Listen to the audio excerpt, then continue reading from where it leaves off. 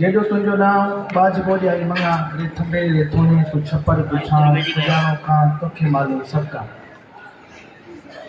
Stage ते वेठल असांजे साम्हूं वेठल असांजी सीनियर क़यादत साईं मीर सनारी सर, साईं अतीक रहमान सोलंकी ऐं मरकज़ी इलेक्शन कमेटी जो वाइस चेयरमैन साईं मंज़ूर अहमद चांडी साहिबु।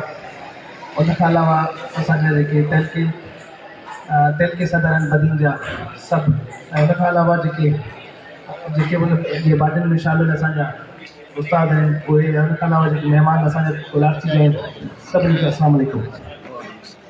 साथियो, ऐं साईं उमर समय ऐं हिनजी टीम खे मुबारकबाद ॾियां थो जिन एॾो शानदार प्रोग्राम गुलाची में रखियो आहे।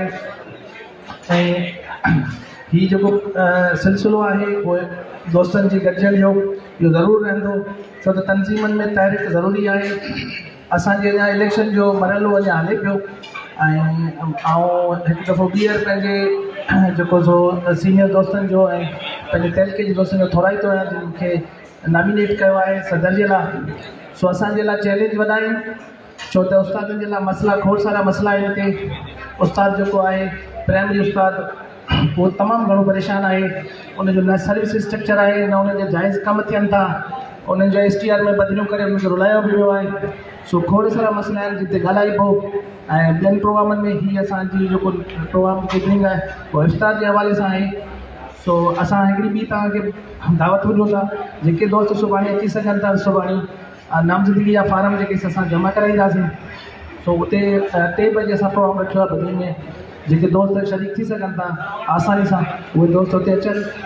ऐं वरी बि हिकु दफ़ो ॿीहर गुलाची जे दोस्तनि साईं उमर समय असांजी टीम खे मुबारकबाद ॾियां थो जो हुननि हू जेका पंहिंजी हिन तेल खे नुमाइंदगी कंदा हुननि ते दोस्तनि भरोसो कयो आहे, हुननि खे अॻियां आंदो आहे।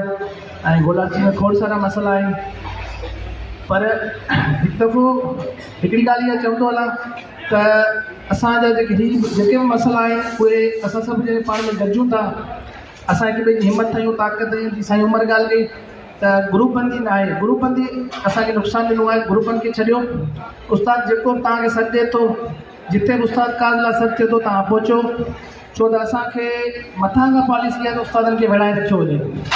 उस्ताद विरायल हूंदो, ताक़त विरायल हूंदी त पोइ असांखे ऑफिसनि में बि इज़त कोन मिलंदी, असांजा कम बि कोन थींदा। उन करे इहो हिकिड़ो मैसेज तव्हां दोस्तनि खे ॾींदुसि त जॾहिं बि कुझु सॾु थिए थो उस्तादनि जो त ज़रूरु पहुचो। महिरबानी तव्हांजी।